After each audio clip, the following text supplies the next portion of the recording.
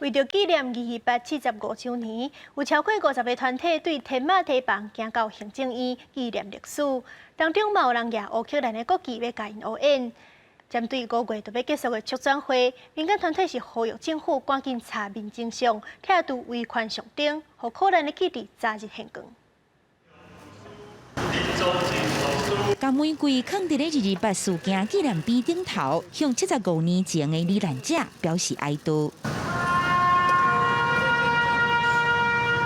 音乐声响起，律师李胜雄、牧师林宗正和地南洋基金会董事郑德梅行上头前，参50多个民间团体超过300人斗阵穿乌衫，对天马地磅专卖局台北分局一路行起行政院记忆历史。我们记忆过去，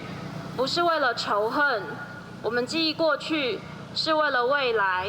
我们是以爱以及希望，带着和平以及决心，我们继续往前走。大家要勇敢站起来来抵抗中国的文攻武吓，绝对会当坚强抵抗中国的任何野心，互因最后会当承认台湾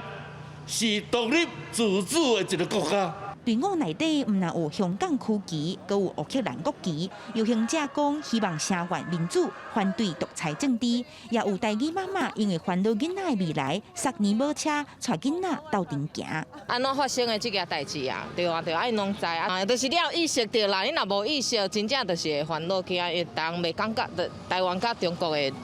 因会感觉像愈来愈迄个活的感觉啊，所以咱互因知啊，因即代互因知啊，袂使安尼。反抗到今，其实咱台湾人迄个时阵无正赢，啊，毋过咱即马继续咧争，所以咱是即场是咱台湾人啊未正煞的独立战争。咱希望甲全世界所有追求自由、追求公义、想要新个独立的国家的人做伙拍拼。乌克兰和罗西亚战事犹未收煞，民间团体希望台湾团结抵挡中国外来势力渗透，因也呼吁政府赶紧态度维权上顶，追究加害体制责任，加速转型正义。记者阿明金曾派文台北报道。